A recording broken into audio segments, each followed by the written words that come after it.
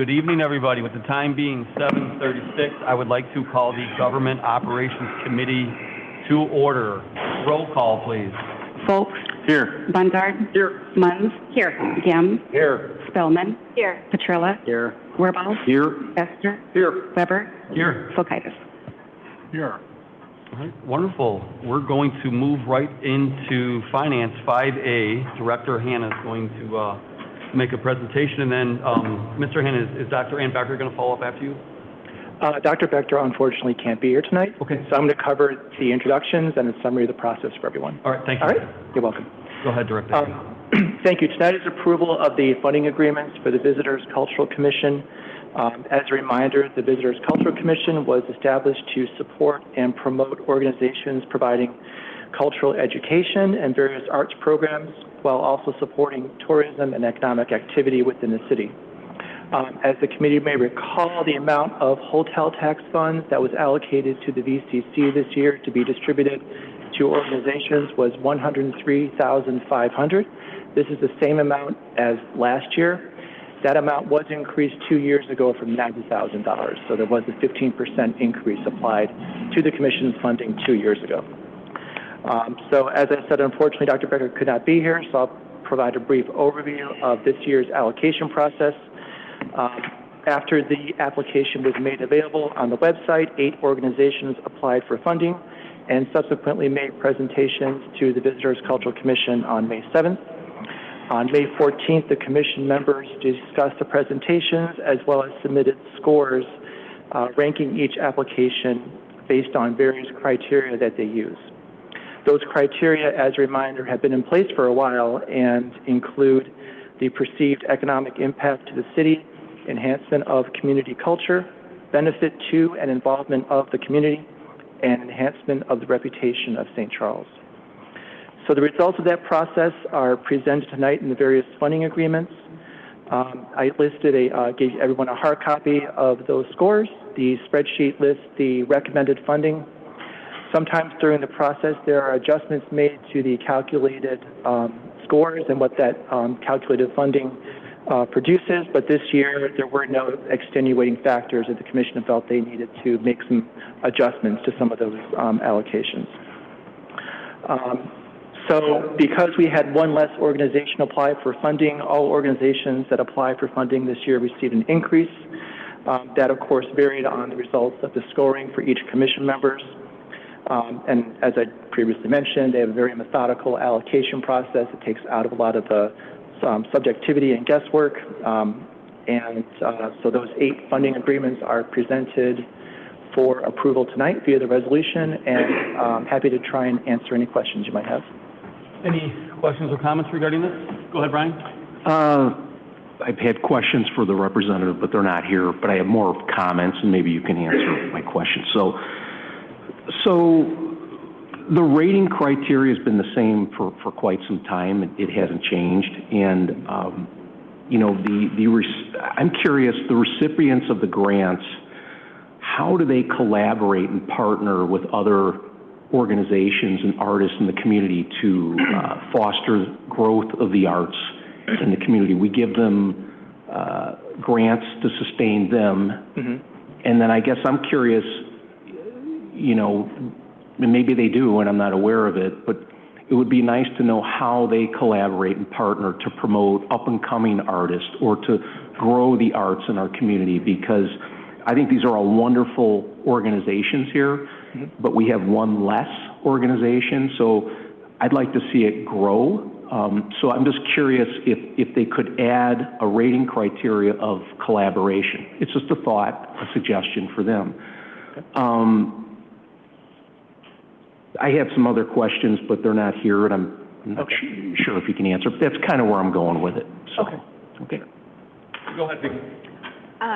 Do they report back at any point on how they use those funds? Is that completely up to them, or could they let us know at the end of the year how they allocated them? They give a very detailed presentation during the application process about what their programs are, different things they've been working on, what successes they had, different talking about events. So they do give a very detailed presentation at the VCC meeting of all all their activities, their other fundraising efforts that they make to bring in other funds. So all that's taken into consideration by the commission. Thank you. Any other questions? Go ahead, Ryan. So this is kind of tied to Brian's point, so I don't want to put you on the spot and ask you. But I'm curious about how they're evaluating economic impact. It's a big, we've got a whole damn task force that we spent 1.5 years on trying to measure economic impact. I'm just curious how the VCC is doing that. And again, not that the numbers aren't huge, but you know, is that a fair assessment that they should even be evaluating? If they are, what's the the parameters, how they're doing that? And you know, as we're looking at the criteria potentially down the line, is that valid? Yeah, that's a good question. I think they take a look at when these organizations report the number of constituents they serve, people that attend their events, the number of events they have. I think they take that into consideration, and the commission members take that into consideration as part of their overall application. So there's information submitted with each organization's application where they kind of delve into some of that information and then assign a number to that factor. And that number obviously gets averaged out amongst all the commission members. So it's not a hard calculation spitting out something. It is essentially exactly what the criteria says is perceived economic impact. Any other questions? Move for approval. Motion by Wirball, seconded by Gem. Roll call, please. Folks? Yes. Bungard? Yes. Munns? Yes. Gem? Yes. Spellman? Yes. Petrilla? Yes. Wirball? Yes. Bessner? Yes. Fokaitis? Yes. That motion carries. Thank you very much. Next up, Fire Department, we have Deputy Chief Peterson, who's going to make 2 presentations about some exploding agenda items. Thank you for the introduction. Good evening. As you stated, I'm Deputy Chief Jason Peterson, for those of you that don't know, with the Fire Department. I have 2 recommendations for fireworks permit approvals. So as you all know, in accordance with the city ordinance regarding fireworks and explosives, no public exhibition of fireworks or pyrotechnics shall be given unless a permit is secured from the mayor and city council 30 days prior to the display. The St. Charles Country Club has submitted a permit application for a fireworks display scheduled for July 3rd. The display will be conducted on the Country Club grounds. The fire department has received all submitted documentation and confirms that the proposed displays meet all applicable codes and safety requirements. I would like to request permit approval for the St. Charles Country Club July 3rd fireworks display, please. Any questions? Seeing none, I have a motion by Bongard and a second by Gem. Roll call, please. Folks? Yes. Bungard? Yes. Munns? Yes. Gem? Yes. Spellman? Yes. Petrilla? Yes. Wirball? Yes. Bessner? Yes. Fokaitis? Yes. That motion carries. Next up, we have 6B, once again, a presentation by Deputy Chief Peterson. All right, so this is the second fireworks request, different location and date. The St. Charles Park District has submitted a permit application for a fireworks display scheduled for the 4th of July, 2025. The display will be conducted at Langham Park. The fire department has reviewed all submitted documentation and confirms that the proposed displays meet all applicable codes and safety requirements. I would like to request permit approval for the St. Charles Park District July 4th fireworks display, please. Any questions?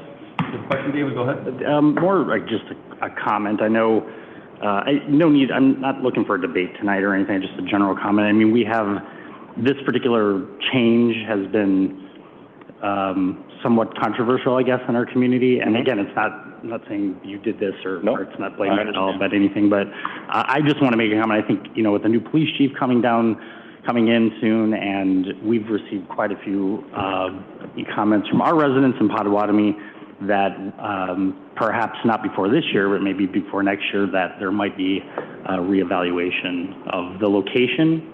So I just wanted to make that statement. Don't need to talk about it tonight. Just wanted to make that statement. So I do support this, but I think we could think about that for the future. So, thank you. Any other questions? And we have a motion by Bongard, second by Wirball. Roll call, please. Folks? Yes. Bungard? Yes. Munns? Yes. Gem? Yes. Spellman? Yes. Petrilla? yes. Wirball? Yes. Bessner? Yes. Fokaitis? Yes. All right, great. That motion carries. Thank you very much, Deputy Thank you. Chief Peterson.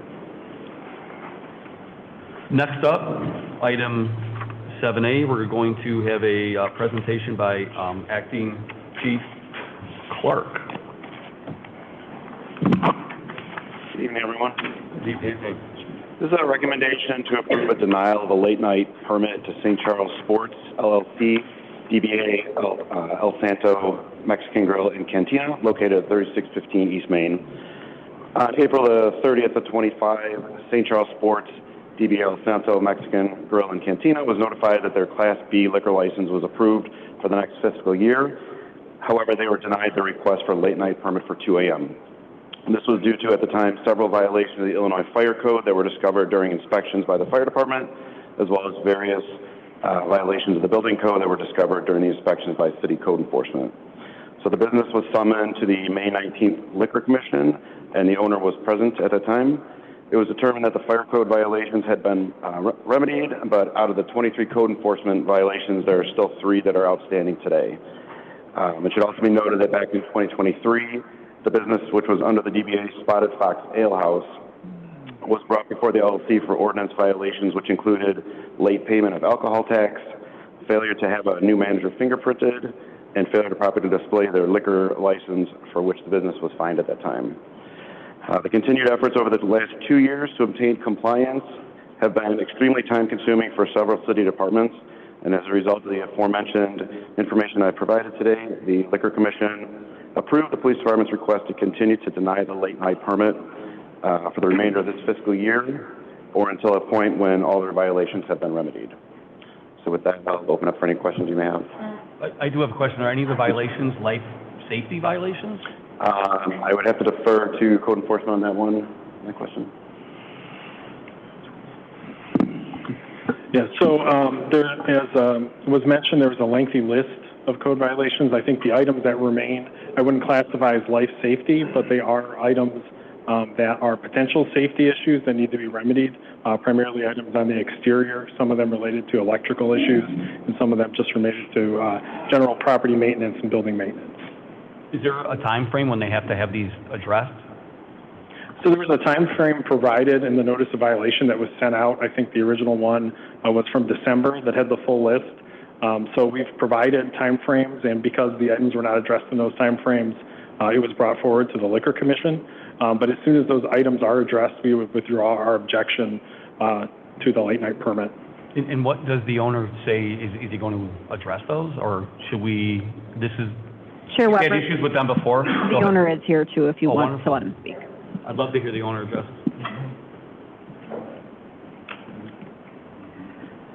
Thank you so much for having me here today. I'd like to introduce myself. My name is Marwan Taib, T-A-I-B. I'm the owner of St. Charles Sports LLC, DBA El Santo Mexican Grill and Cantina. I formerly own Spotted Fox Ale House that's been in town since 2012. So we've been in town for 14 years now. I don't want to repeat what I said in the last Liquor Commission meeting, but some of you were not here, so I'm just going to brief you quickly on what's going on with us. There are 3 components that I want to point out to the committee today. Number one, and I took some notes actually, all the fire violations have been clarified, remedied by now, so we have no outstanding fire violations. And out of the 23 violations that were listed in front of you, only 3 are outstanding, and that's because we are going through the inspection process to get them cleared.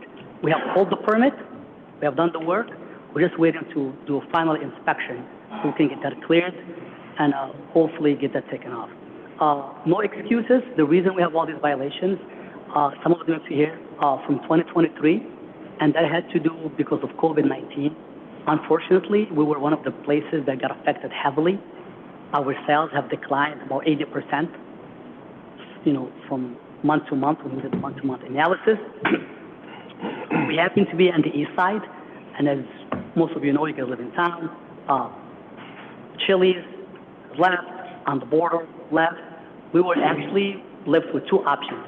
Either we leave, we sell, or we rebrand, right? So, been in St. Charles for so long, and the 4 different administrations. First time I came here, under Don DeWitt, Mayor Don DeWitt back then, we fell in love with this town, and we stuck through it, and we have been very successful. We had no intention to leave because I thought it was a failure move just to walk away. So we fought very hard to stay above water financially. Number 2, selling the place, and I mentioned that to the city, twice we had buyers who were under contract to buy the business and then changed their mind. So that's why it took us a little bit longer to fix the violations. And I would like to mention that, I mean, I've been in business for a long time. When you're losing money, at the end of the day, it comes down to numbers. You know, we're in the red, we did not have enough money to keep up with the building and fix the violations, and our strategy was to sell and get out. And that didn't happen. As of May of 2024, we decided to stay and rebranded, and that has to do personally for me, how much love and admiration I have for St. Charles. You know, I could have easily said, it's enough, throw the keys, walk away. But I said, you know what, I believe in this town. Been very successful in this town. Been in this situation before many times when there was construction around 64. There were a lot of challenges. The one thing I know, I've been here since the beginning of the meeting, and you hear that, I've been in front of so many city councils myself. Very rare when you hear people love their town. This is something I would like to tell you, as Alderman Bongard mentioned. Like, in St. Charles, you feel that, it's a feeling. Sometimes you walk into a city council meeting and just feel they're doing their job. Everybody goes like that. I think in this town, it's very unique. I witnessed that. I myself, not from St. Charles, been here for a long time. I want to be part of the community. That's why we're branded. That's why, as you can tell, we're so diligent in getting compliance. We have full sign permits, a plumbing permit, electrical permit, clear all the fire violations, which is very expensive process to do. Unfortunately, a lot of it is deferred maintenance that happened by being in the building for 15 years and having Bennikins that built the building in the 80s or 90s, 25, 30 years. I understand what's going on. I understand it's a process. But I just want to give you a story of what's going on. It's not just we're not negligent. So much happened, and that's why we are where we are. To sum up, in the last 15 years, except the last year, this has never happened with us. We don't want a business like that. We take pride. We want to be part of the success of this town. We want to be an example of this town. And I would like to apologize for what's going on. I understand both of you guys have to make. Hopefully we can get this, as soon as we get the final inspections passed, and that should happen within the next week. The work is completed. Got to get that inspected. And then hopefully we'll be back in front of you again. Thank you. Any questions? Thank you. Thank you. Go ahead, Ryan. So, Mr. Clark, given the violations in the history, why is the liquor license not in jeopardy? So forget about the permit. I'm just curious. I mean, so there sounds like there's two different stories going on here of, you know, why is this issue not being addressed, of why, you know, they're still being allowed to serve alcohol if they're not following the... Deputy Chief, I can step in and answer that question. Our liquor code does not currently allow for us to withhold approval of a liquor license based on these violations. It's something that we've actually been looking into adjusting for that exact reason. Would it be fair to assume that if they were, their liquor license would be in jeopardy? Correct. Okay. Go ahead, Ron. Thank you. That was my question about why they still have a liquor license. Because our ordinance does not allow it. I think we need to change the ordinance, because this is not the right way to do business for several years. I understand there's problems and everything, but we're letting these keep going, okay? We're not setting a good example by not enforcing our laws for this one business, but other businesses have to go out of their way to make sure they comply real quick. So, yeah, I agree. I mean, I'll vote yes on this, but I would like to see our liquor license changed sooner the better, so we don't have this problem again. Thank you. Go ahead, Brian. So if this is denied tonight, do they are in compliance in the future, they just reapply? Is that how that works? Correct. Yes. Okay. So I'll make a motion to deny the late night permit to St. Charles Sports, El Santo Grill and Cantina. Second. So I have a motion by Wordball, second by Munns. Roll call, please. Folks? Yes. Bungard? Yes. Munns? Yes. Gem? Yes. Spellman? Yes. Petrilla? Yes. Wordball? Yes. Bessner? Yes. Sokaitis? Yes. Okay, that motion carries. Thank you. Next up, we have public comments. Seeing none, is there any additional items from Mayor, Council, or staff? I do know that we need to go to executive session as well for a personal matter. So with that, I'll need a motion in a second to go into... Oh, you had a comment? You want to shoot a flare? Go ahead, Mr. Bongard. Yeah. So, Russ, a couple weeks back, I believe, was it you? James, I'm sorry, Jamie. sorry. Alderperson Munns brought up, the question of Airbnbs, VRBOs, and that policy. And we continue to have a number of conversations with residents in the second ward. So I just wanted to touch base, like, you know, I know this is a big policy, we have to look through the entire city, but, you know, where are we at with that and what more can we do? Yes, we are planning to have a presentation on the topic at the Planning and Development Committee meeting next Monday. Okay. To provide some background on the information about the current units that we have in the community, and also some information about that we've obtained about revenues, and some potential opportunities for marketing, and discuss some regulatory options that the committee could consider if we want to change our policy on them going forward. Awesome, thank you. Thank you. So I need a motion and a second to go into executive session. Munns move. Moved by Gem, seconded by Munns. Roll call, please. Folks? Yes. Bunzart? Yes. Munns? Yes. Gem? Yes. Spellman? Yes. Petrilla? Yes. Wirball? Yes. Kestner? Yes. Kulkaitis? Yes.